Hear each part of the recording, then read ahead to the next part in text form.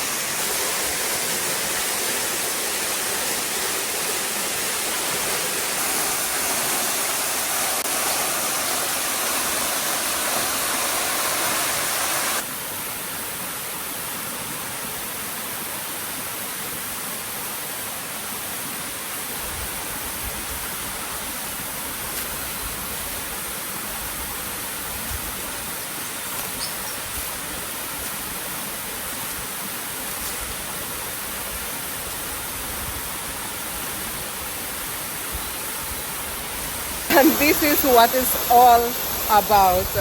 Let me know in the comments, how tall do you think our waterfall is?